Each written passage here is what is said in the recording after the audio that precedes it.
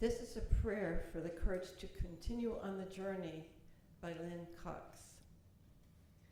Spirit of life and love, known by many names and yet fully known by none, we give thanks for this time and this place of renewal. We give thanks for the ability to begin again after the disaster, after the tragedy, after the loss, after meeting the challenge set before us. Grant us the courage to continue on the journey, the courage to speak up for the well-being of others and ourselves and the planet. May we forgive each other when our courage falls short, and may we try again.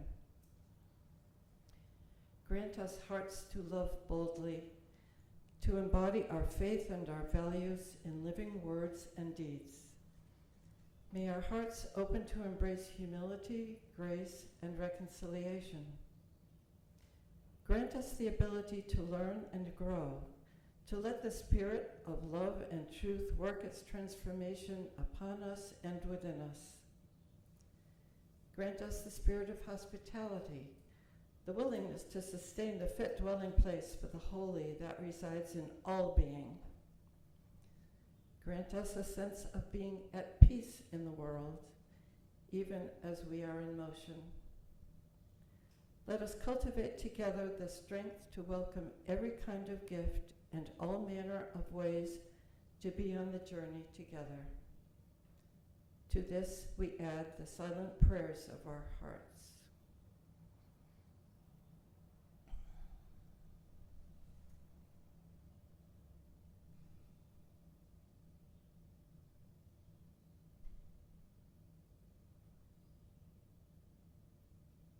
Blessed be.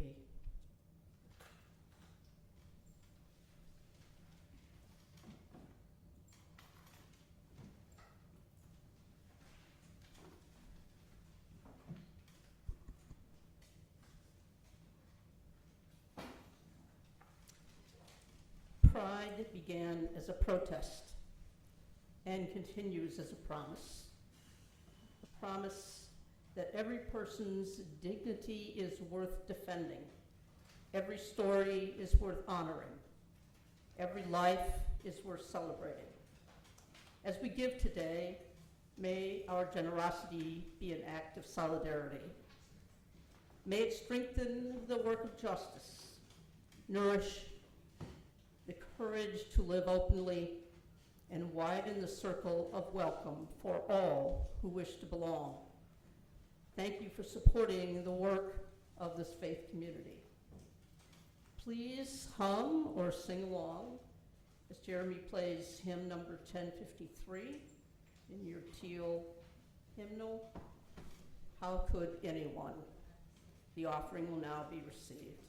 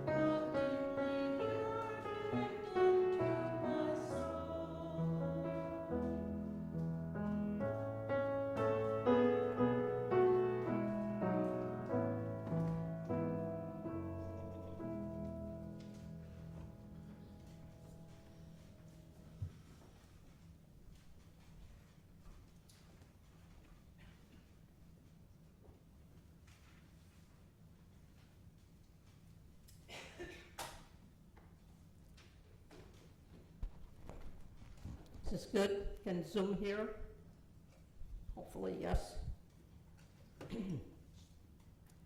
June is Pride Month, when those of us who identify as lesbian, gay, bisexual, transgender, queer, plus, take the time to remember and celebrate the strength of spirit and body it takes to stand in solidarity with others like us. This has roots in June of 1969, when the police raided the Stonewall Inn gay bar in New York City for the last time. There was a riot, actually there were riots in the streets for 5 days in New York City. It was led by Black transgender women.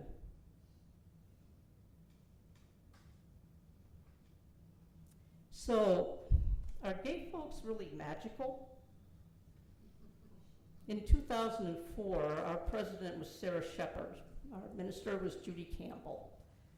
And Sarah's wish was to have this congregation be a welcoming congregation, which is a designation given if you go through a certain program by the Unitarian Universalist Association, the UUA, for LGBTQ members of the community, of the congregation.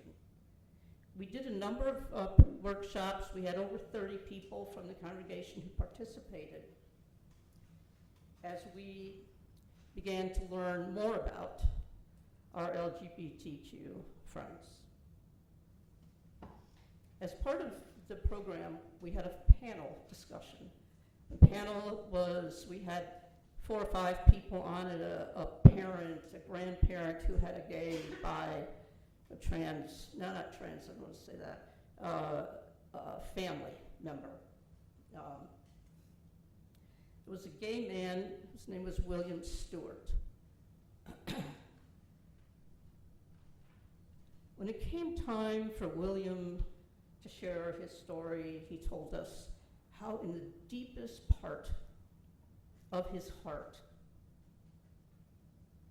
he wished parents would take a look at their gay or lesbian or bisexual child and in hushed tones describe their absolute delight and awe and wonder of having one of those magical souls. How lucky are we? Every time I think of those words, I think, yes, this is the place I would like to live.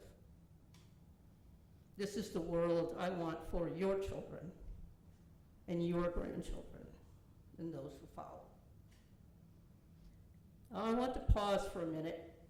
I want everyone to please close your eyes. This is your participation section. I want you to think of a person that you know, a friend, someone you know, a family member who is lesbian, gay, bisexual, transgender, queer.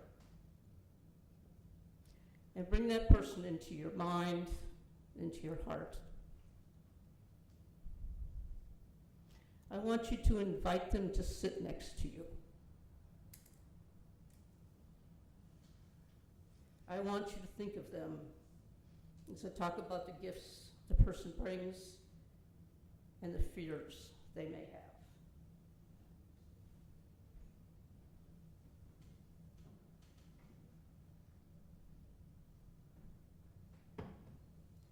Thank you.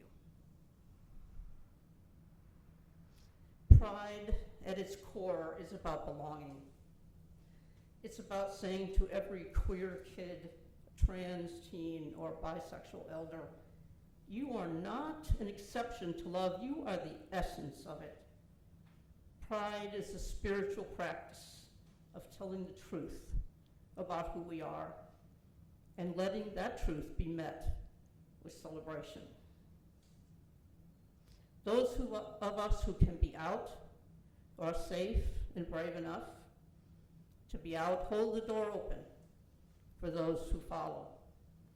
Believe me when I tell you the world doesn't feel very safe right now for anyone who is deemed different. Here's a short story I love. A story that says before we're born, the holy whispers a truth into every soul.